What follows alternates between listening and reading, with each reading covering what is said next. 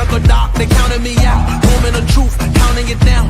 Underdog story was down for the count. Back on my feet, back with a mic, back on the beat, back with a family, then back in the streets. The game on lock, I stand with a key. Standing my ground, I am counting the fleet. Standing my ground, I am planting my feet. Taking a stand, embracing my destiny, shaking his hand, flipping the script. What is going on, everybody? Welcome to Sunday Night CrossFit Talk, the original CrossFit Sunday Night Talk show. What's going on, everyone? What's up, Craig? I made sure not to wear my red shirt again so I don't look like I'm working there. I'm in prison, yeah. Lex texted me during the show last week and was like, "What are you wearing?" And I didn't get it until after someone commented. And I was like, "Oh, I wonder if that's what she meant." I thought you looked fine. I guess, like, sitting here, I didn't notice anything. Oh, my gosh. Getting a text, "What are you wearing?" in the middle of a show. What are you wearing? And I was like, I'm wearing my CrossFit Coliseum like red zip up because I coached today. Like I filled in. I never coach, and I had to fill in. So I wore like my red zip up that we always wear, but didn't think anything of it until I saw the comments, and I was like, oh, okay. Yeah, that was funny.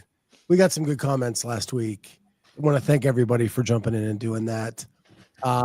Before we get into too much, don't forget, like and subscribe to the channel, right? We're doing some good work this week. You guys helped us have a huge show last week, and we totally appreciate that. We had Justin Cutler on this week. We had some lunch stuff. Kat was back this week with her dating stories. The channel's just going strong this week. And if you've not seen the Cutler video, lots of gold in that. Lots of questions that I want to know from a coach, like, how do you plan out a season when there's all this stuff going on? And he had a very unique response that I hadn't heard before. So there's that. Andrew says I shaved, no riffs tonight. I actually, there's still a beard there. It was puffing out so much that I just had to trim it back. That's all. Still a beard there, but the lighting in here makes it, because it's all white. Yeah. It's just kind of like, but yeah, white on white, nothing to see. I wanted to bring up this in our catch up part because one, I think it has a lot to do with where CrossFit needs help. And that is, I watched the first episode of season 4 of Welcome to Wrexham. Okay. And you guys know I love this show. Andrew Sten and I watch this faithfully all the time. The first episode, so in the last 2 seasons, they've been promoted, both seasons. And they kind of talk about how they're growing so fast that if they don't, they're either going to have to invest a lot of money to compete now, or they're going to have to slow down and save money because they just don't have the stadium, the facilities, and all that stuff to compete with the teams that were above them. That makes sense. Put in CrossFit from 2010 to 2018. Grew so fast. Money over money, money over money. And all of a sudden, it was almost like Greg said, bye-bye media. We're going to reel everything back and we're going to start saving money to make this thing right. And then after that, we've never been consistent with that plan to make anything work. Yeah, I mean, I sort of think that was a unique situation just with Greg in general. Like, I just think his heart wasn't in sport and his heart was in fighting Big Sugar and the NASM or whatever. Right. But he did that with a plan in mind, and that plan didn't even come to fruition. Like, we never saw CrossFit Health take off. Yeah. Like, you have to make that decision at that like tipping point of which way you're going to go. And I'm not sure if there was a true plan, it ever was stuck to. Well, that'd be a good question for Greg. Was there a plan? because Or was I'm watching Wrexham sit down and have these discussions like there are two paths we can go down, right. and we have to have the right plan for whichever path we go down, and kind of setting themselves up for success with whichever way they choose. From the outside, it looked very knee-jerk in CrossFit. Like that meeting didn't happen. Yeah, I can see that. I mean, he just did what he wanted to do, right? It was his. There probably was not really a conversation with people. There wasn't a board. There wasn't, what's his face? Like Ryan Reynolds, and there wasn't backers trying to figure this out. Like, it's just Greg's decision, and that's. Well, the first move they made is they did hire a new CEO before they put this plan in place, like a new CEO to kind of help lead them in that direction.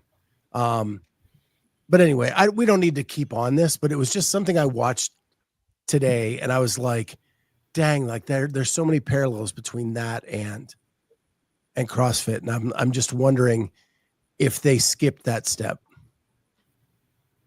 Yeah, that's good food for thought. I'll have to watch this one and think about that. Yeah. And if you've never watched Wrexham, and the last 5 minutes of this first episode were goosebump. It was so good. Really? Yeah, so good. But anyway, I watched the Liver King one this weekend, which I hadn't seen. I don't even watch like any Netflix ever. I hadn't watched a Netflix show since Cobra Kai, but I watched the Liver King one, and what an interesting guy. I don't know much about his story, so like I went in with like just a little bit of knowledge from the videos I've seen, mostly of Andrew Hiller's stuff. But he's crazy. Yeah. The way that like even his kids like eat that way and stuff, like it was nuts. Lynn says, "Oh my God, everything is such a waste of time." Admit it, Carolyne. That's such a waste. Nicole, we watched Liver King too. But like he's admitting to like illegal stuff. Like, can't he like get in big trouble for some of the things that he admitted? I don't know like the printing of the money and like the fake receipts and Medicaid. Like, I have no idea. To me, it seems like he was like saying some illegal stuff that he could get in trouble for. I don't know much about it. I'd have to watch the I'd have to watch that to know when the Liver King stuff popped up in the Hiller verse and all that stuff around CrossFit. I got so tired of it without ever knowing anything about it that I just didn't even dive into it. The way he trains though seems to be like very CrossFit-y. Is that his background? It's like they were doing like toast to bars, like he did GHDs at one point. Like does he have a CrossFit background? I believe so. I believe that's where it all started. And I think I heard somewhere that the reason he even started down this path at all is his kids had an autoimmune disorder. Yep. And he was trying to help them out. Yes. And then he became like completely addicted to everything around it. But again, Lynn says the word is hybrid. Larry Young says, like watching Tiger King, but different. Yeah. that's the kind of mood I was like in going into it. I was like, is this kind of like a Tiger King? Because like I was into the Tiger King one, but this one I was like, oh man, this is Tiger King was a train wreck you could not turn away from. Well, and we were all stuck at home during the COVID things. Yeah, during nowhere COVID. to go, and we all I got sucked into that one. I do like Netflix Untold series, which I think that the Liver King is a part of. They've done some really good documentaries around the sports world. So maybe I'll check it out if I have some time. Since there's no qualifying event this week, maybe I'll take some time to watch Liver King. Yeah. We We lost power Thursday night and didn't get it back on until Saturday afternoon. We had to stay at my parents. So we watched that Nona's movie that you suggested. That was very good. Very cute show. Which one was that again? I'm sorry. The Nonas. The Nonas. Yeah, that was cute.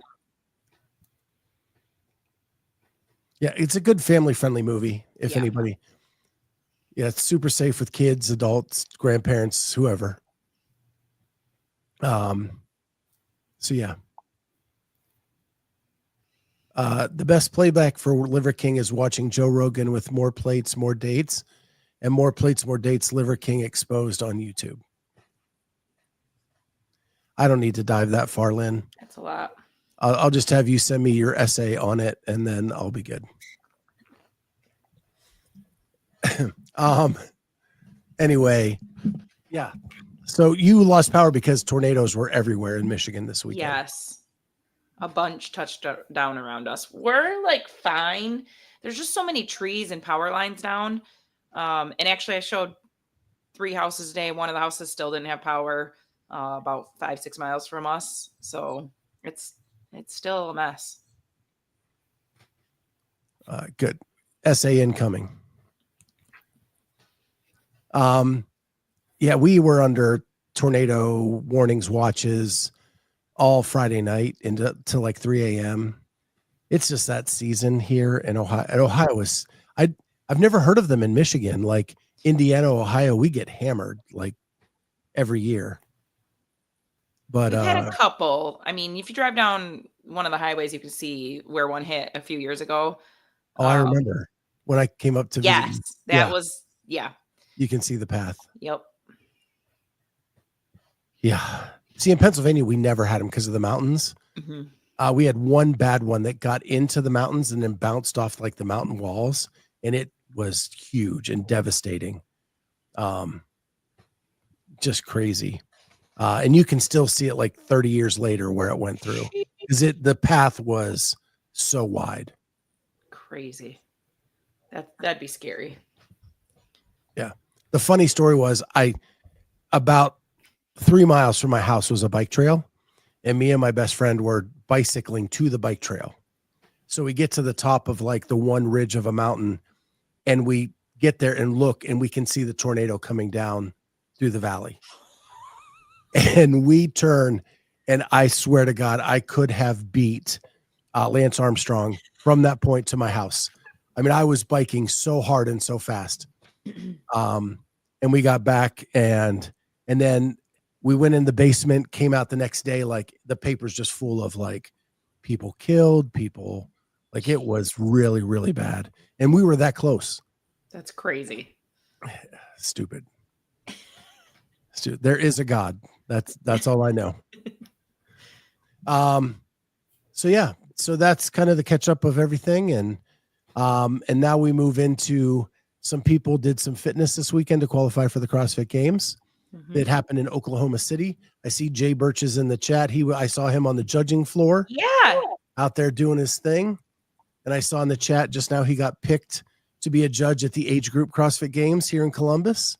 That's so awesome. Super stoked nice. For Jay Birch and to get to meet him in person. That's going to be awesome. Very cool. So, Judy Bauman. Central Illinois had a dust storm that knocked trees down. You couldn't see it went through during my son's college graduation ceremony. Could have been remnants of a tornado as bad as the wind. Wow. Not the place you want a dust storm. No. So back to TFX. We didn't get to see Friday's events. We'll talk about that in a minute. But then through the weekend, we got to see the last 5 scored events. And we have 4 new admittance to the CrossFit Games. On the men's side, we have Nick Matthew and Chris Ibarra. And I actually have an Instagram ready to share. There's their podium. And Jacob Marlowe with a nice finish just outside. But nice finish. but to be honest, Nick and Chris pretty much dominated the weekend. They ended up winning. Well, Chris ended up beating Jacob by 22 points. 22 points. I think it is. And then on the women's side, we had Olivia Kerstetter took the win.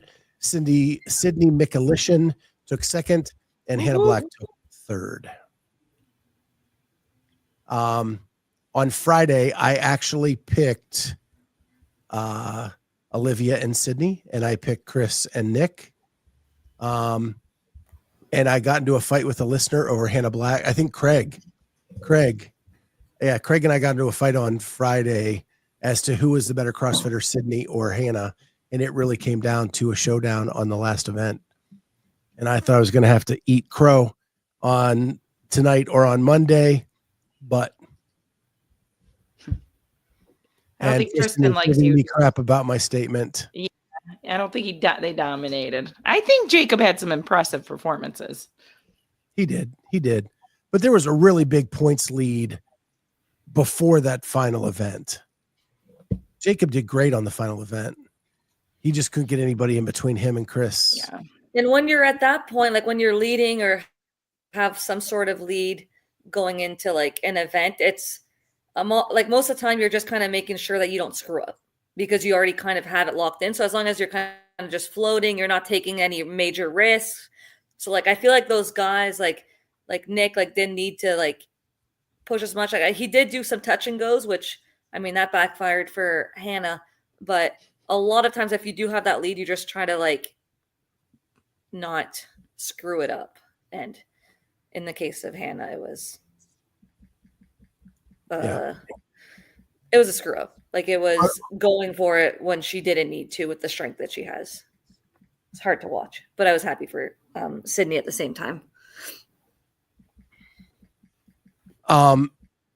Before I argue with Tristan, all 4 athletes that qualified for the CrossFit Games did 3 weeks in a row.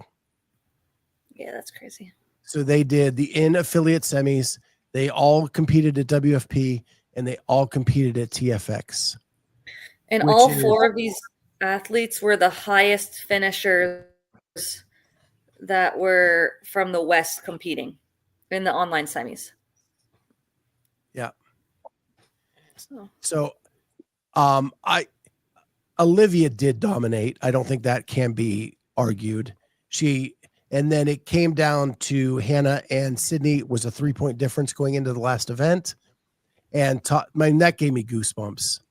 That the last event gave me goosebumps with Sydney coming on. If people don't remember, 2 years ago, we followed Sydney from the beginning of the season, the Open, all the way through semis where she missed out on her opportunity to the CrossFit Games. And I've been a fan of hers ever since. She has not made it back until this year. So I was super, super stoked for her that she did it. And she ran her own race, which was really impressive. With Hannah going touch and go, that could have been intimidating to another athlete. And Sydney just stayed in her own lane, did her own thing, and it paid off in the end. So Carolyne is going to argue with me now. No, like Sydney was in her lane, but you could see that she was a little bit defeated. Like when Hannah just kind of took charge in that last event. And then as soon as Hannah missed her first clean at 2:15, you saw like Sydney be like, oh shit, like put the belt on, tighten it up. And it's like, I have a chance now. And was it was a good finish. Like it was solid. Yeah. But Hannah spent it all trying to get that last spot. And I maybe got reckless. I never thought we'd see her miss this much at that weight. Like she's so strong. It's crazy. Well, one thing I've got to give her is I thought she had too many holes to be this competitive. And what are her major holes? And were they tested? How much running was involved in that last event? Right. 500 meters. 500, and it was irrelevant in the race. Upper body pulling has never been great for her. So that it did surprise me. I think she is getting better. But I don't know. We'll see. She podiumed at World Fitness Project in the Challenger division, which I thought was a big step for her. Yeah, I think she's getting better. I just didn't think she was ready to take this step yet, and here she is. Yeah, she impressed me. Like she did much better than I expected. I knew she'd do well, like at the power output event, the snatch, of course. This last one should have been like a home run for her. Missed executions. Like you knew that like at least 3 events were very good for her. The first one with the wall balls, if you're tall and strong, I think that you could do damage on that one because you had wall balls, you had rowing, and you had dumbbell step overs. And as a taller athlete, that's an easier movement. So really just had to survive the toaster bars on that one. So the first event, she also did well. So there were some really good events for her this weekend, but I still was very impressed with like her legless event. I thought she did well. What other one am I missing?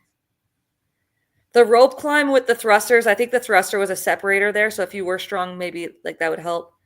But she had some very good moments this weekend where I was like, oh, like she's got like much less holes than I thought she had. But I still don't think it was as deep of a field where she would get punished on some of them, maybe in a higher end field. This is my observation and nobody else's. I think that Nick, Matthew, and Sydney McAllister are very similar. I was about to give up on them on qualifying for the games ever again. And for some reason, now that they are independent-ish, they seem to be playing better. Does that make sense? Is Nick not proven anymore? I don't believe so. Interesting. They were both with Proven, so they both have moved on.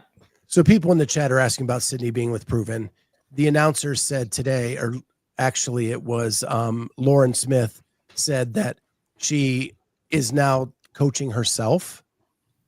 Her background in college was exercise science and listed off some credentials, and that she had made the decision to coach herself.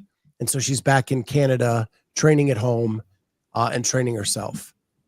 I believe that Nick has left Proven. I could be wrong, but I have not seen him in a Proven video in 4 months. Yeah, he wasn't with any of that crew that did in affiliate semis. No. True. So 2 current Proven and 2 previous. Yep. Qualified. Yeah. Yeah.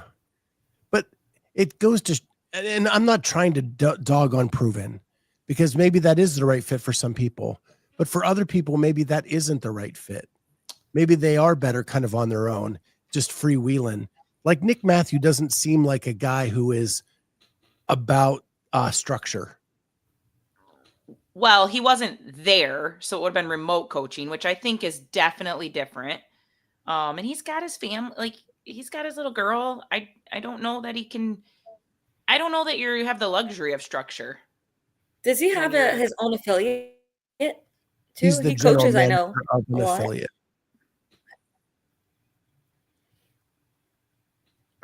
A lot of people are talking about Rebecca Fuselier, missed on her. She made a good run today. When she got her one gymnastics event, she killed it. Mm-hmm. She's so good at that one. And she is getting stronger. It's obvious. It's just a long road to hoe for her to get there. Yep. No, she had some good finishes this weekend. Quite a few top 5s.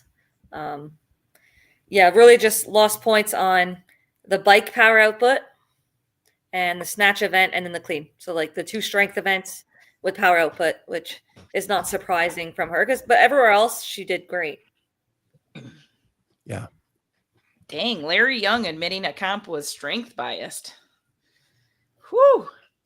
I think he's already signed up for next year's comp.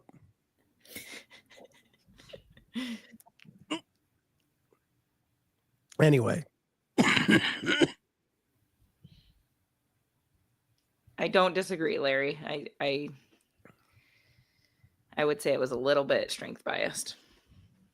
Not a ton. There was definitely you had to be proficient at gymnastics. So you had the one gymnastics workout, but then the other one with the legless, like it was paired with a fairly like a shoulder to overhead to like cancel that one out. The toes to bars that had higher volume was offset with like taller athlete type thing with like wall balls and step overs and rowing. So there was like at least like a mixture of a little bit for everyone, I guess, but maybe a little bit on the strength power output, shorter time domain.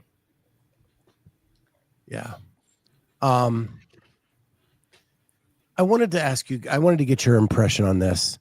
So we mentioned that all 4 of these athletes competed 3 weeks in a row. Is it going to be a strategy to look at the calendar? Because we can all admit that this probably isn't the deepest field that we've seen at a semifinal. But because of the scheduling, not because these guys did awesome for going 3 weeks in a row, which they did do, but because of where it's sat, people are going to withdraw because they don't want to do 3 weeks in a row. Is that going to be a strategy for people to say, that's my best shot, because people aren't going to want to go 3 weeks in a row?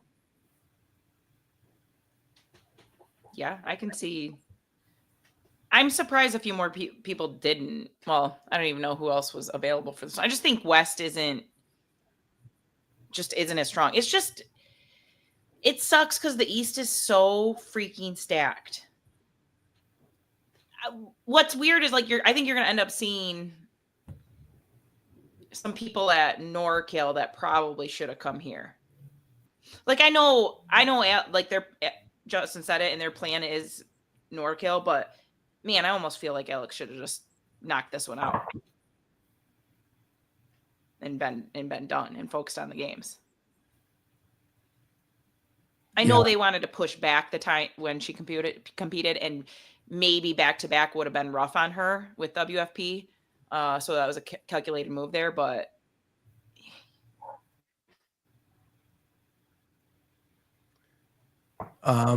Larry Young says, yeah, it is what it is. Fun thing is our faves that missed out make Last Chance more fun. But are we going to see Last Chance? Good question. I mean, it's an online comp. We don't even get to see it. 5 events too for it, which is, I didn't expect like another 5 event one. So what were your thoughts on the overall weekend? Well, Lucas had prom this weekend, so there's like 3 events I didn't even get to watch yet. I didn't get to watch the finale today. I've been at the gym and showing houses. So I didn't get to watch it all, admittedly. But what I did see, pretty good broadcast. The camera angles went back to the normal camera angles that like I can't stand, where they just zoom in on the finisher for 12 seconds when there's a race being run on the floor. I don't know why. I don't know why they continue to do that. I feel like we've made some progress there, and then we go back to seeing stuff like this, and it's like, just show the dang floor. Well, I know you haven't seen the last event. What upset me there is we missed. It was important whether Sydney or Hannah finished first, and they were focused on Olivia, and we didn't get to see Sydney finish which ended up being Sydney. Yeah. Like they flashed back just as she like crossed the line. Yeah. But we should have seen that finish. Like absolutely. That's where the drama was. Well, that's the race. I mean, Olivia has it locked up. That's not the race. Yeah. And we don't need to see Olivia standing at the finish line, or like, I mean, it's just silly. Yeah. So that it was fine. It was your typical broadcast angles. The run, they only had a camera at one part of the run. So once that was over, you just went to an empty floor until they got back to that part of the run. But other than that, I would give it like it was way better than not having a stream. So I don't want to dog it too much. Like, right. It was good enough to enjoy the weekend, but it was not. And everybody in the chat was dogging WFP during this whole thing. But that was much more enjoyable for me to watch, and the camera angles were way better than this. Just saying. And even Mayhem was much better because of the smaller, more intimate floor. But it was it was insane, the comments. So I always thought it close was the fun. comments. I can't look at some of the comments. I get so like eye roll. So I'm like, close that. I just want to see the full screen of the action. Yeah, I thought the team that was broadcasting did well. I thought Angelo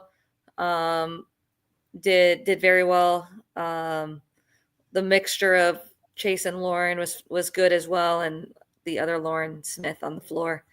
The whole team I thought like did well at calling the action and talking about what was going on. I was sad that there was no stream on Friday. I was like looking for it, and then I ended up watching like Allison Scudd's, I think, like live video on her Instagram to see one of her heats, and then I was like, oh, I guess that we won't get to watch the rest of it, and can't say that I really cared to watch another Isabel.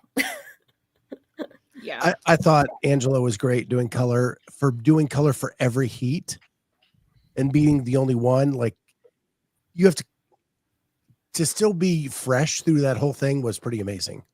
I have never been a Lauren Khalil fan as an announcer in the booth. She got better. She was way better than she was at West Coast last year. I think she's taken some of the constructive criticism, and she got better. And I thought she was pretty good this weekend.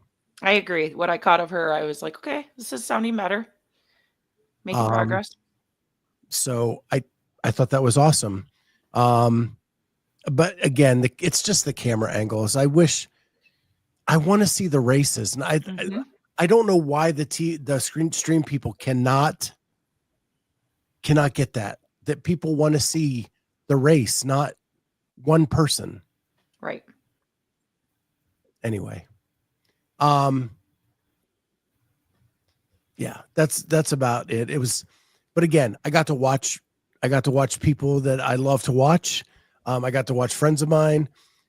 I know it was not as deep a field, but it was my people, the people that we interview every year in semifinals. So I got to see Matt Brady, and I got to see Traven Benton, and I got to see all the people that I've been hanging out with for years. And so it was cool to root those people on. Larry Young wrote Scuds in the chat, but I feel like she's had a really good year so far. She's had a few tough years on the individual side. She did really well on the online semifinal, and I thought she looked good this weekend. And a top 10 finish. I find a lot of times like she hasn't really put it all together in person at some of the events, and I feel like her potential is always higher than what she's executed. But I feel like I don't know, this year it seems like she's putting together some good performances that hasn't necessarily always been there in the last couple of years that I've seen her. So happy to see her doing well. Yeah, I always root for Scud. She's just cool. She's cool, and her partner is great as well. They're both. I just wish she would do team with him. Like, I'd love for them to be on a team together. Has she never been to a team like with him? Nope. But she's gone to the games on a team. And has she? I don't think she has. No. Just done the demo like a bunch of times, but never actually done team. I don't think she's done team. She did, but maybe not. I don't think so. But she was like. It is crazy that she doesn't do it. Yeah. Yeah.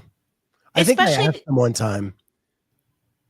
Well, the last few years, like, you've been able to do both. Like, you can go both paths, and if she doesn't make it here, she would have at least been had the opportunity to go team. So, like, I don't know why she's not going that route. But yeah, I think some people don't like to have a plan B. Yeah. Or maybe she wants to go individual as long as possible until like that path is fully closed, and then after that, it's like team will always be there, maybe in her mind. But I feel like that would be a good team to And look hop who's on. in the chat, Raph himself. Allie is indie all the way. Well, okay, but we would love to see her compete with you. I think it'd be an incredible team. I think I asked them, and he can correct me if I'm wrong. I think they were worried about their relationship if they actually were on a team together. Okay. I could see that. That makes sense. She's too good for me. She was an alternate on a team once. Okay. Yeah, I wasn't sure whether she's done teams before, but yeah, I feel like she had a good weekend and yeah, solid finish. Yeah. Again, she's just the coolest. I will always root for her. And Raph, they're both the best. You can always I always root for point her out on the floor. Yep. Scrunchies, a little like tutu stuff, and so yeah. All right. So that wraps up TFX. 4 more people heading to the games. And we have nothing this weekend. And then we have 4 the weekend after that. Is this like the first time they haven't had a semifinal on Memorial Weekend? Because I swear every year there's one on Memorial there's Weekend. always one. Sure. Yeah. I'm so happy there's not one. Yeah. So yeah, and then we have what? We have Renegade Rebel Games. In Africa, we have the Korean one. When's Torian? That's the Far East one? We have Is that NorCal one? all on the weekend after. Torian and NorCal the same weekend? Torian, NorCal, the one in Korea and the one in Africa are all on the same weekend. Wow. That's going to be a lot to follow.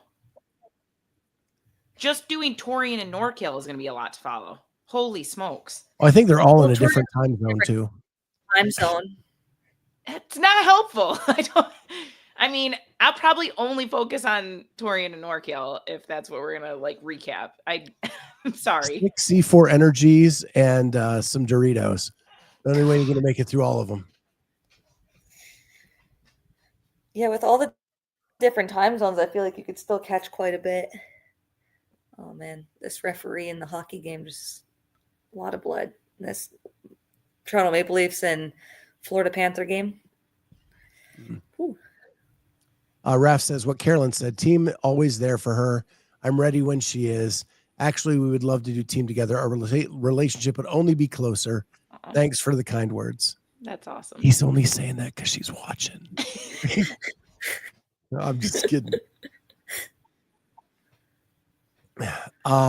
Train to live, man. Every comment you put up is in my notes.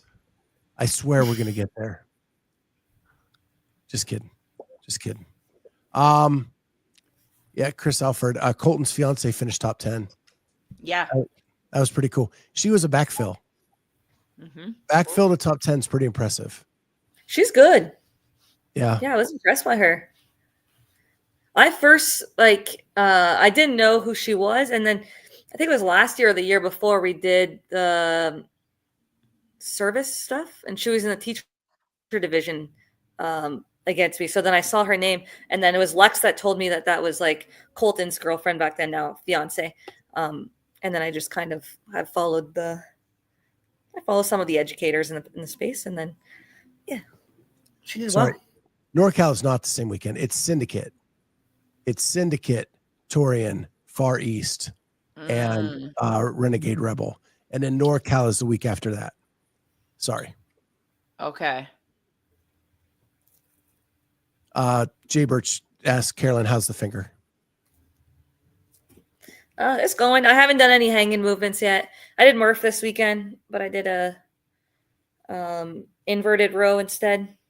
I think I'll do some hanging this week for the first time.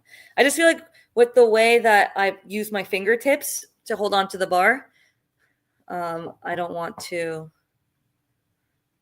open it up or anything like that. But I've been able to do like lifting and stuff. It's just I keep it taped basically the whole time. So sometimes like my pinky's out with my ring finger off to the side when I'm holding the barbell, but all is good. Well, Train to Live wanted to talk about it, so let's talk about the Last Chance Qualifier. They actually brought it up on the broadcast today that like Trista Smith was on the line of qualifying for the Last Chance Qualifier, and that if she didn't stay where she was, she could be out. But she did do enough to stay inside the line for that. So what does that mean? The Last Chance Qualifier is the top 50 non-games qualifying athletes from the in-affiliate semifinal. So you take the in-affiliate semifinal, everybody who's qualified for the games comes off that list, and then you take the top 50. Okay. Then the next group that qualify are the top 10 non-games qualifying athletes from each in-person qualifier. Okay, So you so gotta like go. the top 12, like you take the 1 and 2 out, so 3 through 12. Yeah, but because of the way everything is, like Elisa Fuliano would come off of that list. Right. Moritz Fiebig would come off the list last week. So it's not necessarily top 12. It's you got to take everybody out that doesn't, Okay. that either has a spot or does not in the top 1% of the open. And then you take the 10. Okay. It'll be easier for Syndicate to figure that out, but yeah, I get it. So yeah, so Lynn, you would hope it was top 50 in semis and 3 to 10, 12. It's not actually. And that's what makes everything. I actually had a comment on one of my lunches last week that said, what's the one thing you think that CrossFit needs to fix to move forward? And this is it. Everything in their season takes extra explanation. If I could say what Lynn says here, that would be much easier than saying the top 50 non-qualifying athletes. Yeah. Yeah, I mean, and you could have made up an arbitrary number to account for that. Like you could have said top 70 in semifinals just to make a cut line and there'd be no question and not figuring out. But without the semifinals having some standards like Syndicate is, you can't really do that there. I mean, they all needed to basically be like Syndicate. Like you aren't welcome if you aren't in an like if you didn't do the open, you don't get to come. And if you know, if you're already qualified, you're not coming. Right. So Syndicate's actually going to be easy. Yeah. If you've already qualified for the games, you're not in the lineup. Yeah. So they are legit 3 go through to the games. Yeah. The next 10 go to the Last Chance Qualifier. Yes. So that means unless you then go to NorCal and qualify at NorCal, then you come out of the list. Yeah. So like that means like Brooke needs to finish top 12 at Syndicate. Is she going? Has she confirmed? Is she going? I have not seen anything. Because she dropped well outside of the 50. I mean, isn't she like 100 or something in affiliate semis with her? Yeah, so she's out of that cut line, so she needs to place high enough. So that's who's in. It's an online competition with 5 events. Again. So I know my co-host Carolyne has said things in our chat. She's been making public comments on other people's posts. Anytime I can. Your response to this is, I think to us was, you mean we have to compete against the same people again? Yep. Online again. When we already have 8 tests that we've all done online, take whatever that field is that you want, the top 50 that haven't qualified, the top 10, put them all on the leaderboard against each other. And 8 scores are already there. Why do we need another 5 to make 13? Like, we've already have 8 scores through the open and on the in-affiliate semifinals. Put all the videos public and no need for another qualifier.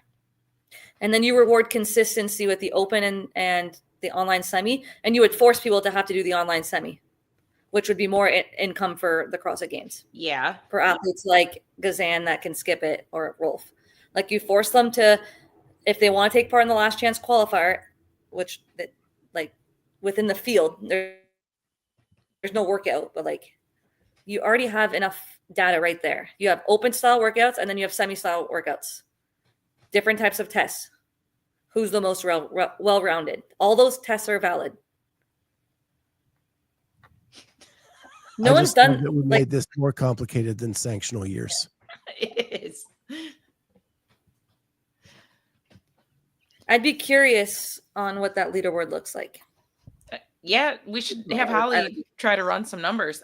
Are you guys gonna do heavy Isabel again for? If we do heavy Isabel again, I'm gonna say I've already done it. This like NorCal's gonna be my third time because I've done it with the age group with the end person, and people have already probably done it 4 times by that point. Yeah, it's gonna be heavy Grace. Watch it. It's gonna be heavy Grace. Yeah, I could see that. It's just a mess. Raf says I'm betting a good number of athletes will pick between LCQ and NCC. Well, they shouldn't be able to pick between NCC at all. Well, they either sign up or they don't. I mean, yeah, but they shouldn't just be able to sign up. Like it. Yeah, I don't there like was a that. process. Like to me, like if you asked at-large athletes at the beginning of the season and they turned it down, like at this point they should be going to their online qualifier of athletes that did it to fill their spots. Craig did not like right after syndicate and be like, hey, who wants to come to NorCal to compete? Right. Like Craig did remind me that I forgot one little caveat, and that is that these 5 workouts will be picked at large from coaches from around the world. No, that's the in-house. No, the Last Chance Qualifier. The Last Chance Qualifier. It's going to be the Mayhem and Proven groups that probably got their workouts in there for their athletes. Yeah. What? How do they pick the 5 coaches? Oh my God. Are you kidding me? Carolyne better start submitting. Come on. I should have submitted freaking burpees and deadlifts at 225. It is hysterical. Yeah. Hi, I'm Carolyne Prevost. I have my L2. I would like to be one of the coaches that pick an event for the Last Chance Qualifier. Please let me pick something. 500 deadlifts and 500 burpees for time. No, I just want 21:15.9 deadlifts, bar facing burpees. I'll take that. And box jump overs. Boom. Done. That is bonkers. That is actually hysterical. But like, what kind of a process is that? Like the coaches are picking the Last Chance Qualifier workouts. Yeah. We're picking by highest IG following. Please no. I mean, it needs to be a good set of tests. Like, I don't know. This has the potential to. Lynn wants to know, is it going to be 2 judges again? Well, it's an online comp. I'm sure they're going to make you do that again too. And I'm going to assume in an affiliate. Yep.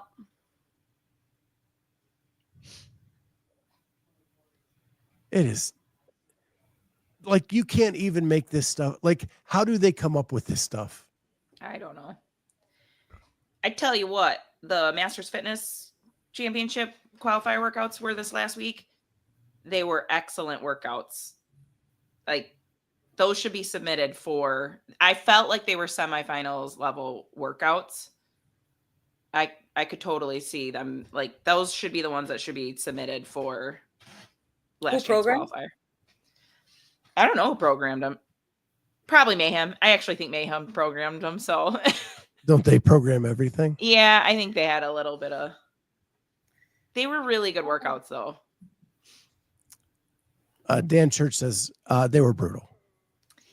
I have no problem with Mayhem program. Like, Mayhem does program some nice stuff. I mean, some of the events I haven't liked their stuff, but it's just the fact that they have athletes competing at some of these things like that. That's where I think there's the big conflict. It's not necessarily like, I'm not saying they can't program. Like, they're great at programming. It's a huge conflict of interest in a sport of unknown. Yeah, they were just excellent, well-rounded tests. Well, I Tom, think anyone? after this season, every elite athlete qualifies to be a Mayhem athlete. You get to wear that shirt now because you've done so much of their Yeah. programming.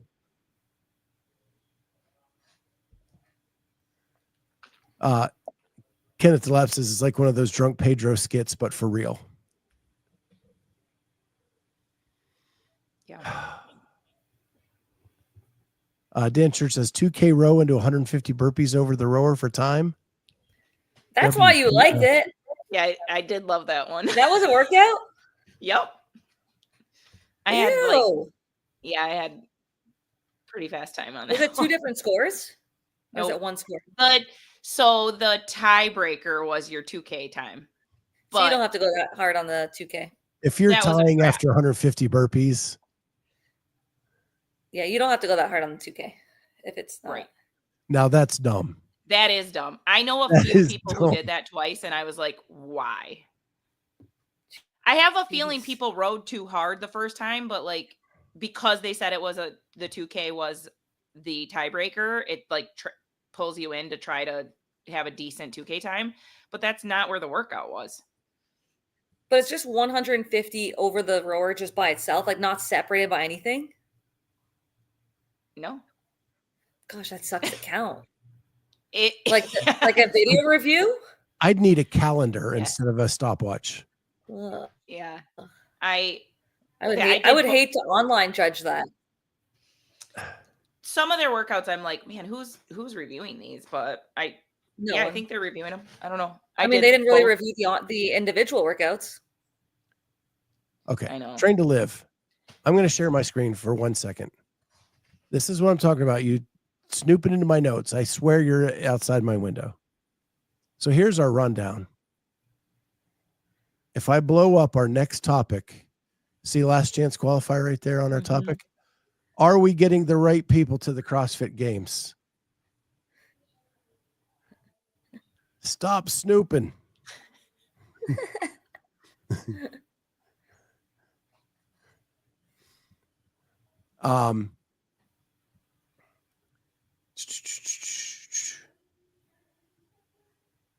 I need a week-long. I'm with you, Larry.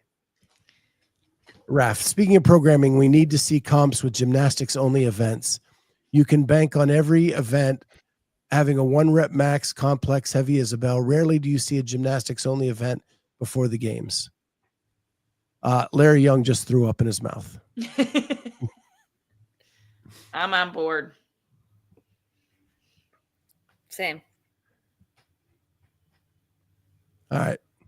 So, since Train to Live brought it up, are we getting the right people to the CrossFit Games this season? I think from the field at each competition, yes.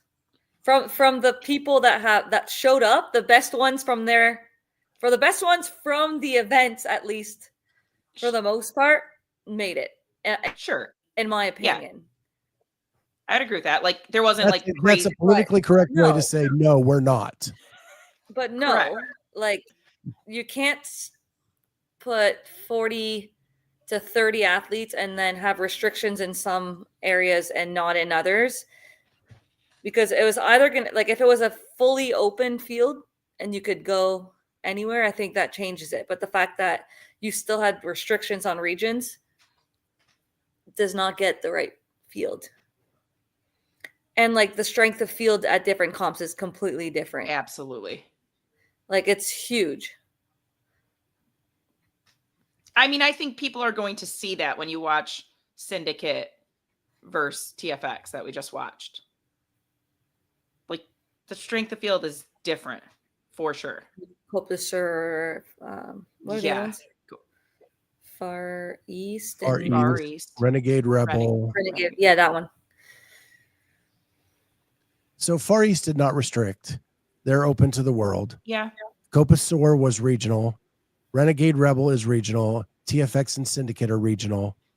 How can you use half of them one way and half of them another? It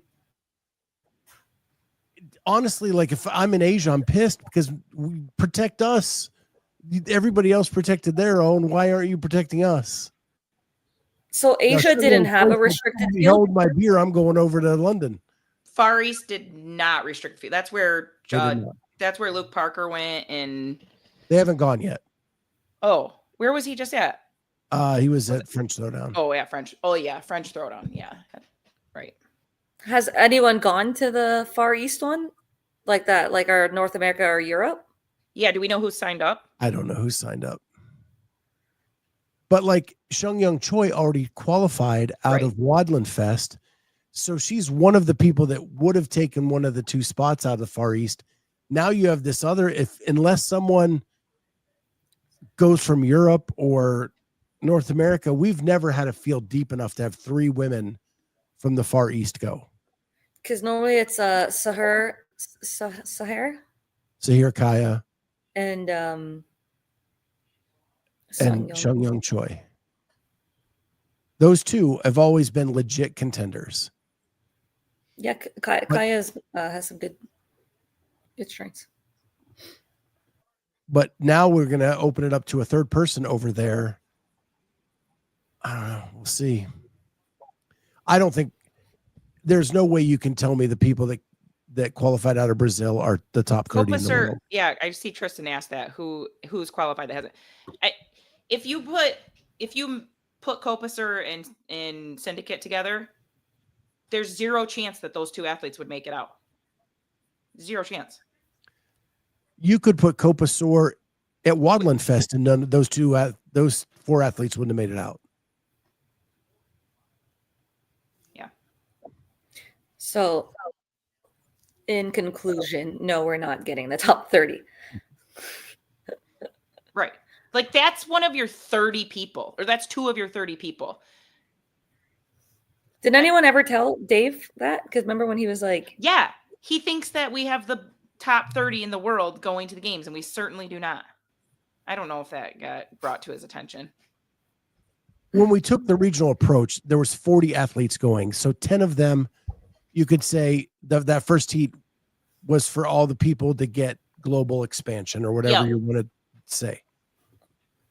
To go down to 30 and keep that approach in half of the semis, I think is utterly ridiculous. I do too. Tristan, I agree. If that's the case, Asia, South America, and Africa don't get game slots. That's how I think it should be if we're dropping to 30 people. Or they need to, like, it needs to not be region-based, and we need to make sure that they're competing. Like, that's where I'd rather just see a global leaderboard. And understand equipment's different, floors are different. I don't know. Got to be better at the tests we program and actually send the top 30. I mean, we're taking the global leaderboard for regional stuff is tough because everything. It has to be the same weekend, because if you know scores from previous weekends, like as the weekend's gone on for regionals, like that was one of the reasons why you couldn't really do the global leaderboard, just because of the knowing the strategies, knowing the scores. But like the online version works because everyone's doing it that weekend with the same amount of time. Some people think Dave isn't a great listener, says Larry Young.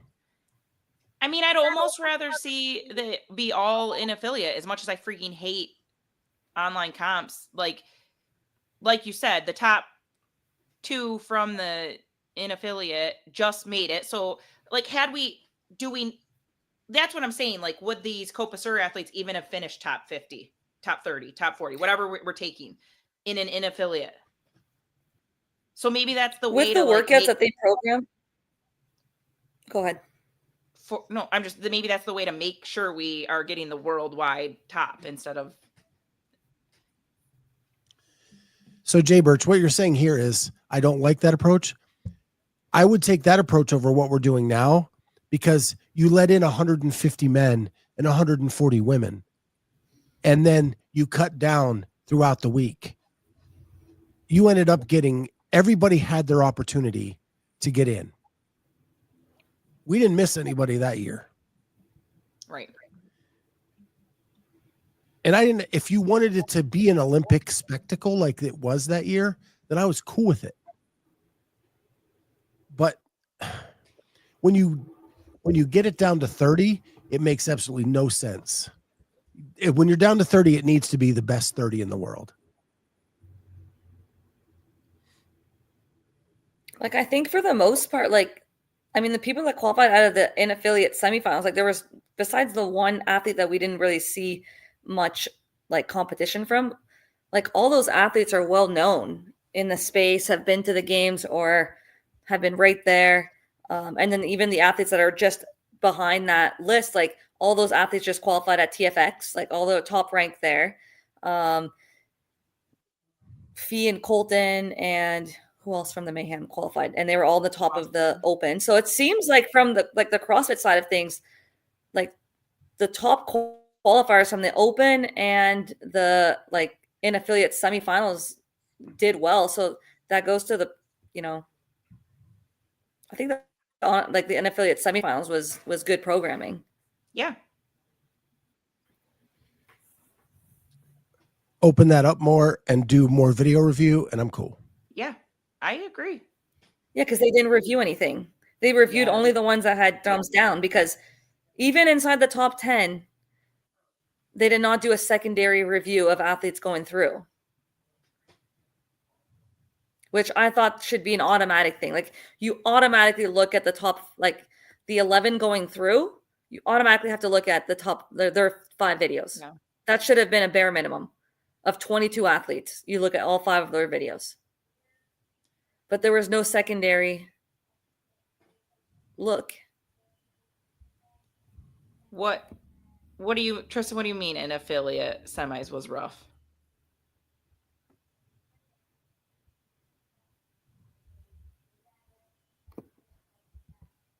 I'm curious. Expand on that for me. I got an issue with Mr. Church here. Nick Matthew just got a ticket. He was 8th at Mayhem. I'm not saying he isn't fit, but if we took the Cutler approach, sorry, Charlie, you weren't even close.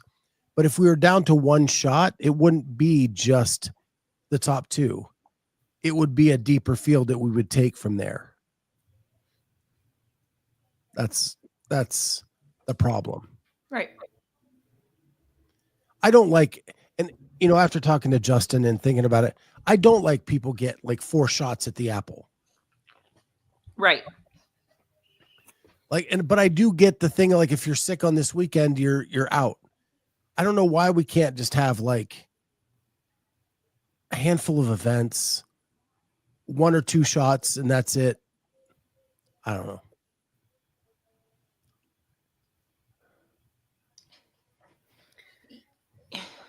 I mean, most of the guys that were ahead of Nick Matthew have already gotten their spots. Yeah. What place did Nick get at? Austin already has a spot. Colton, Roman, James, Jason. Just Jorge is the only athlete that finished ahead of Nick Matthew from Mayhem that hasn't gotten his spot. Everyone else above him already have their spots. Yeah, that makes sense. He's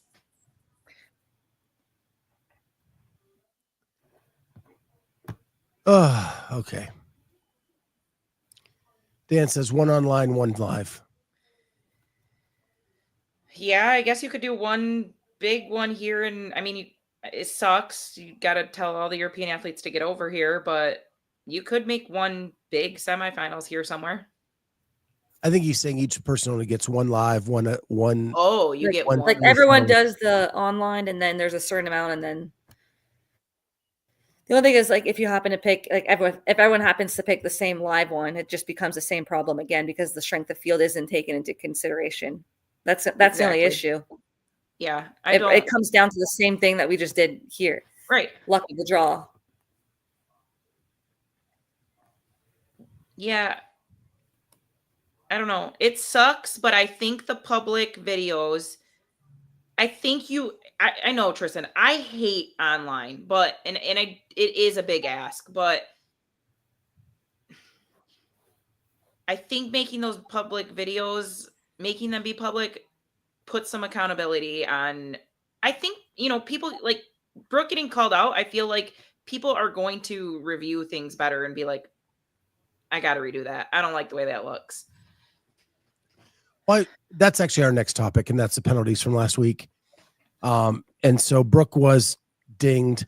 Caroline Stanley and Olivia Kerstetter lost their qualifications to the games in the online.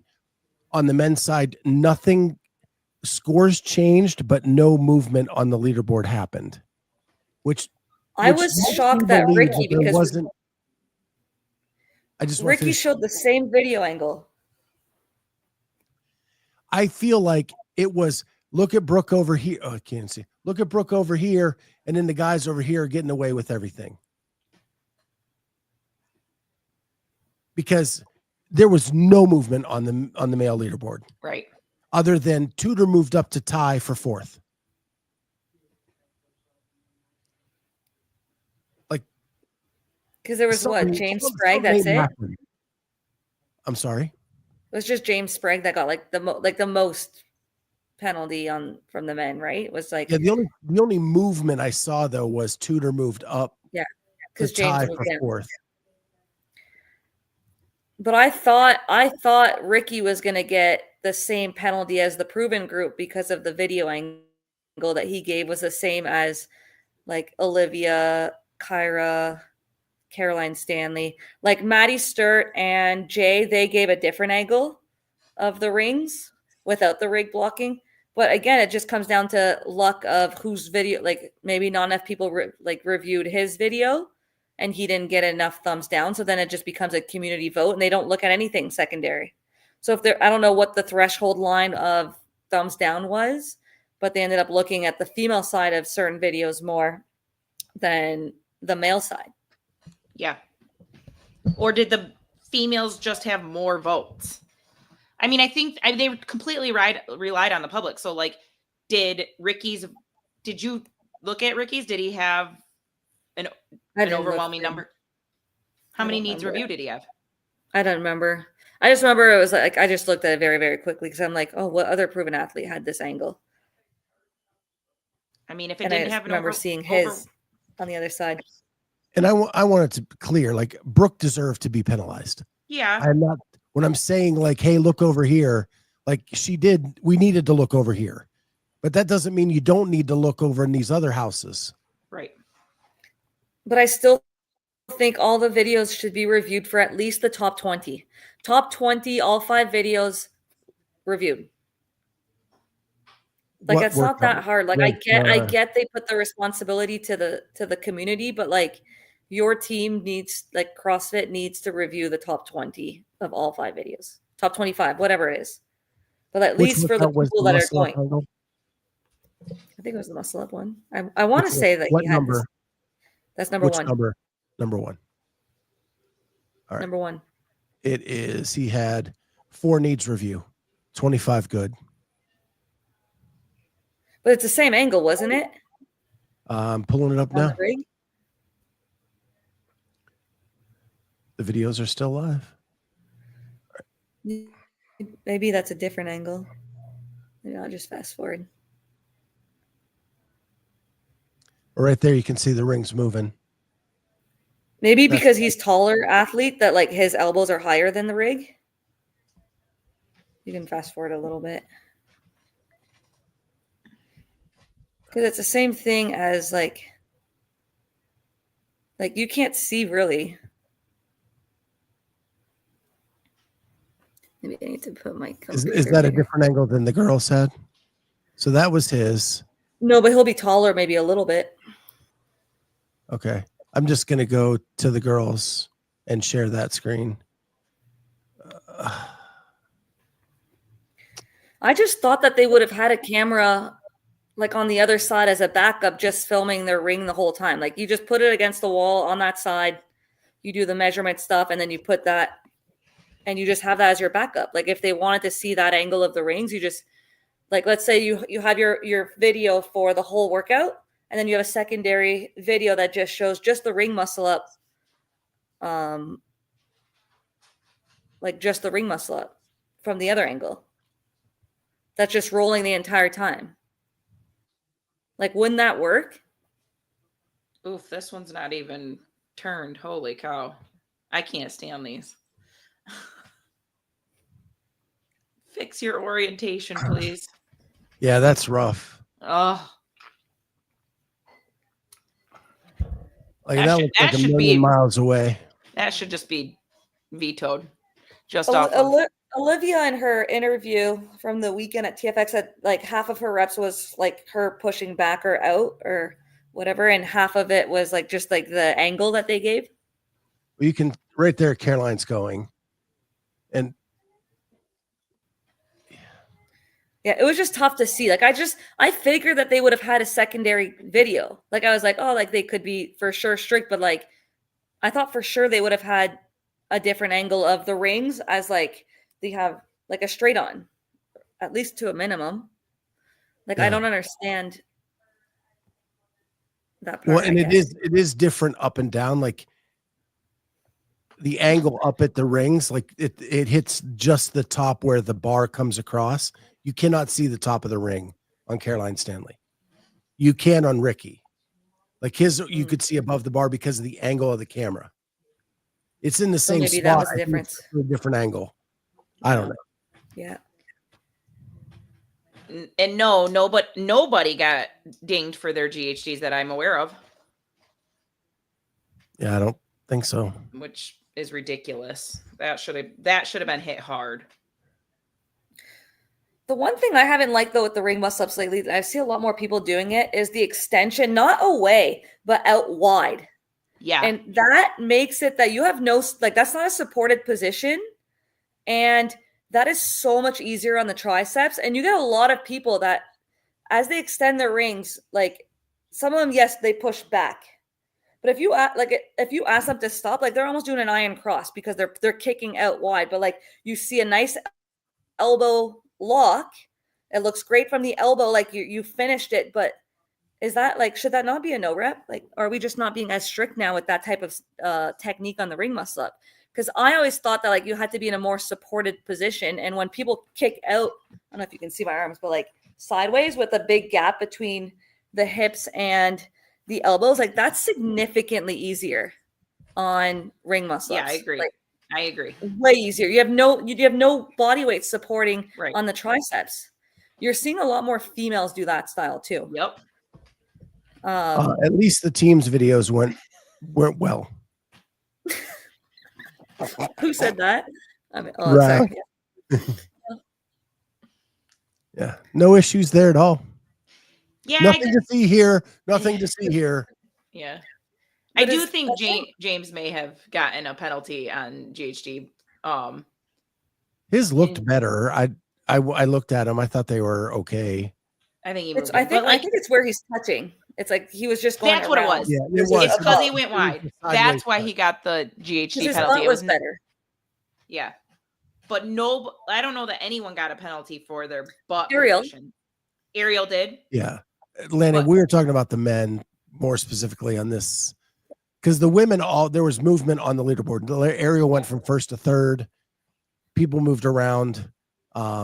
We talked about Bethany last week. She had a judge that was not certified on two of her, so she got zeroed out on those two.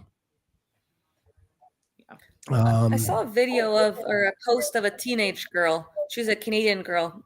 It's been circling around because one of her judges didn't have the advanced judges course during the age group, and like they zeroed out a lot of other people's stuff, but they didn't allow her score to count because she was inside the age group, like teenage division, to qualify. Oh. Have you guys picked up on that story or no?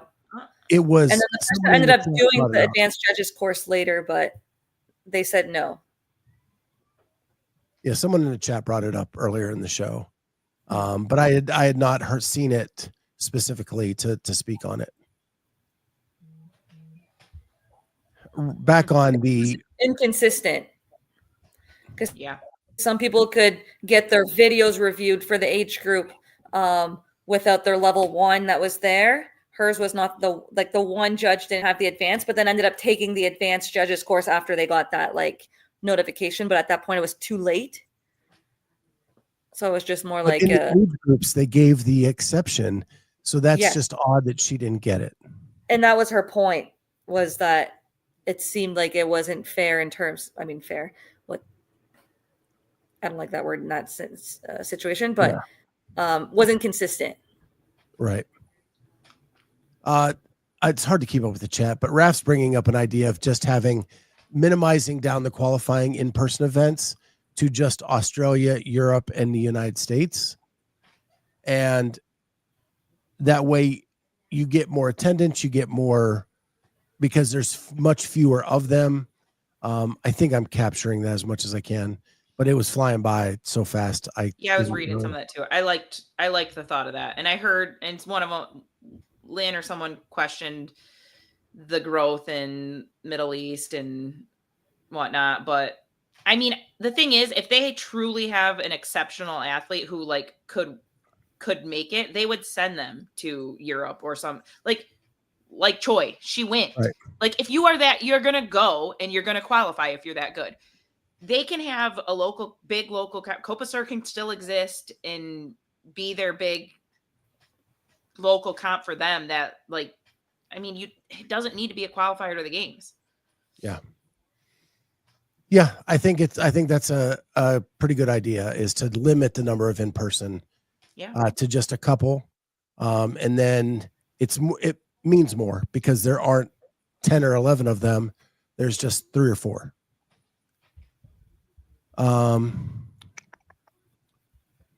Next thing, this was earlier in the week, WFP announced automatic bids for the top qualifying pro division challenger. That went to Fee and Colton. So we argued last week a lot that it's hard for the challenger to then come back and do the qualifier and then do the next tour stop. Those two get a bye. They don't have to do the qualifier. They get to move straight to. Does that ease your pain at all, Miss Latimer? I think that was a good choice. I saw there was some question whether that means the pro card does it mean anything? I mean, yeah, it's just because they're getting their invite doesn't mean the pro card doesn't hold validity. I think it's the right rule change. I don't like changing rules middle of the season, like just like making it up as we go. But I think those two athletes are like earn their placing there, and I do like the rule that like if you are the top challenger, you get like an invite. Now I'm just curious, does that mean that the next online qualifier turns to 9 athletes instead of 10 that qualify to make it a field of 30? Well, unless some people withdraw again, right? Like there are rumors out there that Emily has injured her elbow. It did. Right. If you look at the still picture, it does not look good. If she has to withdraw, then there would be another open spot. But happy for them. I mean, those two athletes have been on a tear so far this year and have looked awesome. So, yeah, good for them. Raph, that is exactly what I said last week. Don't go there. Don't get me started. I'm still hot about it. You have to have a carrot for people to want to make it interesting. That's it. It's like playing King of the Hill without someone at the top of the mountain. I just have a lot of thoughts about it still. I'm trying to I want to put together like a PowerPoint and have questions for Saxon or whoever comes on to ask. I had the promise before the event, and I know I'm not getting much back right now, so we'll see how that goes. Oh God, I said mountain, and look who shows up. Oh, Savant's stream must have ended. Are you kidding me? But I think that's the best way to describe it. Like if you look at the WFP as king of the mountain, right? You have to have someone at the mountain to take down for it to be an interesting game. If there's nobody up there to go after, then the storyline is not there. Raph, that's exactly how I feel. It's darn near impossible. Like other than this year, because it's easier with Colton and Fee, like clearly there's some people who don't belong there. I think in the future it's not impossible. You just have to get better than the 20 that are there. No, that's not true.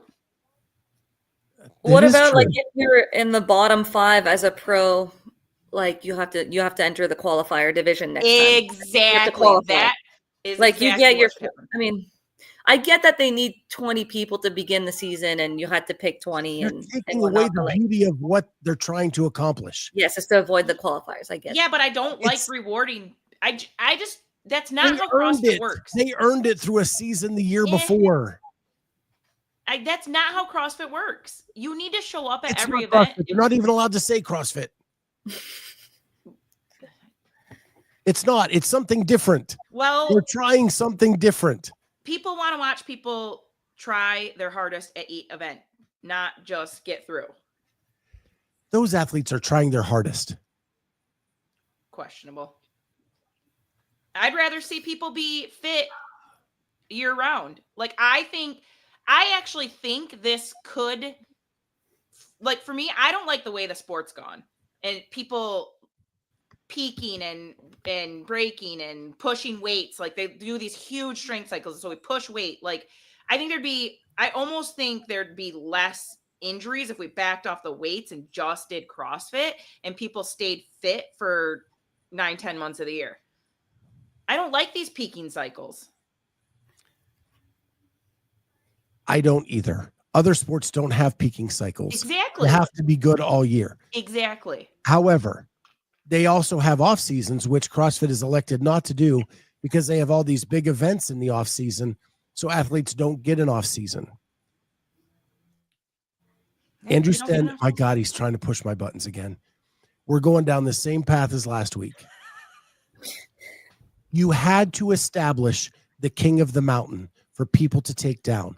So you couldn't just leave it open this year to then get 20, or you are just the same thing CrossFit is doing. They could have one big establish it. So you say to those people, hey, you've had some good careers. You have a good Instagram following, whatever the criteria is, you get our 20 cards this year. But if you want it next year, you better hold on because people are coming after it. We shall see. Without the carrot, and they wouldn't have got all the athletes they got if they didn't hand out money. They had to hand money to somebody to make it enticing for people to come. If they just said, hey, we're doing this thing, come sign up. And if you do, maybe you will earn some money. Nobody's coming. They had to go, hey, we're giving you 10 grand and we're giving you 30 grand and we're giving you 20 grand. And that's the only reason people came over. It's the same thing Live Golf did to the PGA. Those guys were not going to go play in Saudi Arabia for fun. The only reason they went is because the Saudis said, here's some money, come get it.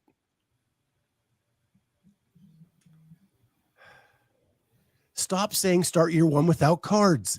You have to have the card for people to want it. They have to know what it is and the extras that you get. Yeah, it's just weird coming in and seeing it this way. I mean, I get why they did what they did. It's just weird. It's an interesting start. CrossFit season has 20 years of establishment that people love and follow. A new entity coming into the game is going to have to do something to at least get close to the same level of playing field as CrossFit because they're not established. And what WFP did was say, hey, here's a bunch of money. Come over and join us on this venture. And it's a big gamble because they're throwing out money. And it may or may not fly. We don't know. But without the money, they were not even going to be, they would just be Metcon Rush and Fittest of the Coast and all of those others that happened during the year. Yeah, with the money, they're being talked about every week. They're out there. Everybody knows who they are. They have a shot. Whether it's a legit shot or not, who the hell knows? But without doing what they did, that we wouldn't be here today. I just wonder how many of the challengers will requalify with the second round of qualifier. That because it's tough. Like that's the tough part, right? With only 3 events and 2 of them are counting, like are prepared because they don't have a third. Do they have a third qualifier? No. So it's based off the first 2 events. So unless like you have to as a you essentially have to have done the challenger, and then you qualify, or you've done the pro and then you go into the challenger at a minimum. You have to have done at least 2, right, to probably earn enough points. Absolutely. Yep. Because I don't think doing one event of the pro is even enough. Even if you finish like 15th, I don't know if that would be enough points to bring you on to the next. I mean, maybe there you would get enough, but it'll be interesting. Yeah. It's going to beating the top 20 should be hard. These people earn something. That means it shouldn't. That's why the king of the mountain has the upper hand, because they have the leverage over the people climbing up the mountain. It should be hard. We'll leave it at that. But what if these athletes continuously beat them? Like, it should be hard, but they are beating them. They just have to. Even if they're getting beat and it's still impossible. Tia keeps saying that's my issue. Tia keeps winning. Tia keeps winning. She's a GOAT. Right. Well, you may have some GOAT athletes that aren't going to lose their pro cards. You're going to have some moderate athletes who aren't going to lose their pro cards. We don't know that. We have not seen this play out. Well, let's see what happens in the next qualifier. That's what's going to be really telling. If you watch other sports with this same system, athletes keep their pro cards for years and years and years. And others don't. They fall out. They fall off. Yeah, I mean, if you win a green jacket, you win a green jacket, aren't you invited for life? To that event. For many, many years. That doesn't get you a pro card. Yeah. Just to that event. So, anything.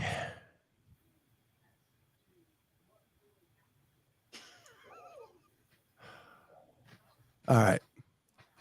Okay. Do we have anything else? No. We have some quick hitters just to end the show, and that is Guy signed up for Torian. I guess it was too much to do the CrossFit Games season, but it's not too much to fly to Australia. Yeah, him and Elisa. It's just silly. And then we had our first positive drug test of the year. Doesn't really matter because she was 5th place at Copasur, meaning she's about 80th at Syndicate. Patricia Goncalves is the first athlete in 2005 to fail a drug test. This is directly from Barbell Spin. She took 5th overall at Copasur, and she tested positive for a sample of oxandrolone and its metabolites, a whole bunch of pharmacy stuff. Do you think she's the only one out of Copasur, or do we think maybe she's the only one not fighting it? And she did not appeal, so she immediately took the suspension. Right. So that means there could be more, and we just don't know. That's what I'm wondering, because it's just usually pretty rampant there. And our steroid expert is in the chat, Anavar. That's what it is.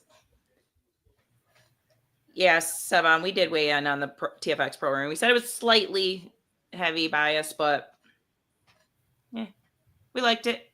Got the right people. But at the end of the day, the 2 people on each side that qualified were the top 2 people in the online in affiliate semifinals from the West. So because the only one on the guys was Quant, but he didn't. Is he still on the West side? Because he didn't come. Yeah. Like, he would have been the only one that was ahead, I think, of Nick Matthew that was on the West side. So, well, John, I always say everything's too heavy, so I'm trying to be kind. Well, what's funny is Larry Young said it was the best programming of any affiliate or any semifinal. No, he said it was heavy. That's my joke, man. Oh. He loves heavy. Yeah.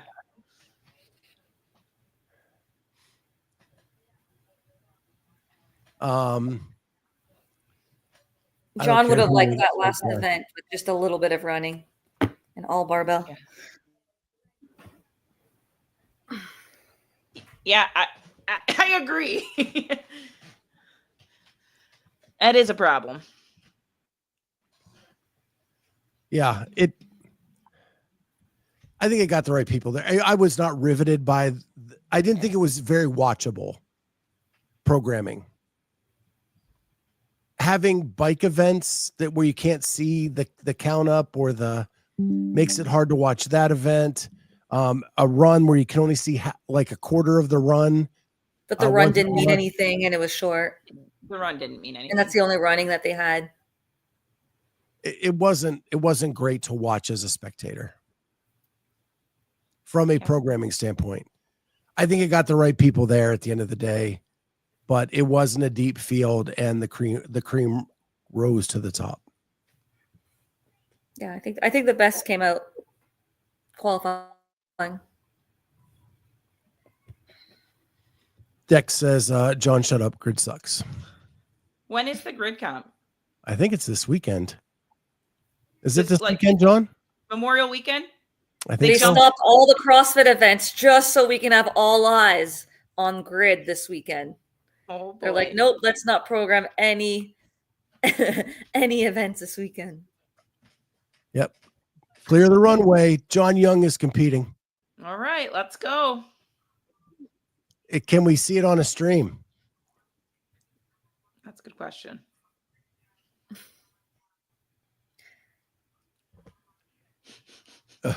Is Grid competing with CrossFit? No, it's on the only weekend that's open.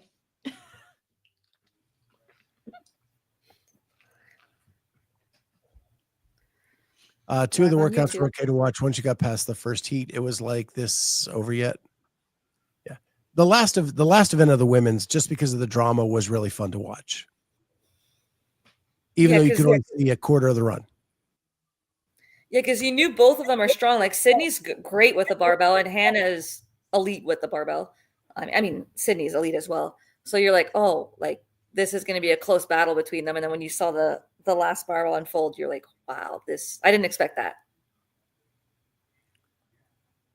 John says, if I'm trash, it'll be hilarious. If I'm great, I'll be insufferable. I would say, what's different? But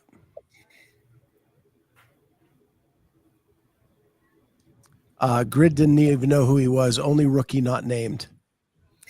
I did see that rookie class. They have some good credentials on. Like there's like Olympians and like NCAA. I think I saw like gymnasts and stuff like that. Like you get really, I mean, that's what grid is. It's a bunch of specialists of different things. But yeah, it's just crazy to see like a strongman guy, like an Olympic lifter. But yeah, it's cool. And Kelsey Keel's doing it now. There are some former CrossFitters that still doing it. Kelsey Keel's going to be doing it this year. I think CrossFit Thor's still doing it, right? I think so. Griffin Roll. So, yeah. And a podcaster. A bunch of specialists and a podcaster. There we go. That's what they should have put on his bio. The NCAA, where most of us are going pro in something other than sports. All right, guys. You guys are the best. It's been a fun chat tonight. Gosh, I was hoping next week we weren't going to talk WFP and get me all fired up again, but I'm sure it'll come up again because the chat knows how to push my buttons. And so looks like we're going to be talking about grid. Yeah, might be talking about grid. Full-on analysis of my next week, my Grid League Mountain. Well, the leaderboard for the Indies also. The leaderboard also becomes official, I think, tomorrow for the Indies. Ooh. You think that it's not final already? No, I know. Yeah. They just haven't said it's final. All right, guys. All right. I never said that, John. All right. With that, everybody, thank you so much for being here. You're great in the chat. We love each and every one of you. We will be back tomorrow for lunch with the Clydesdale, and again next Sunday night for the original Sunday Night CrossFit Talk. Bye, guys.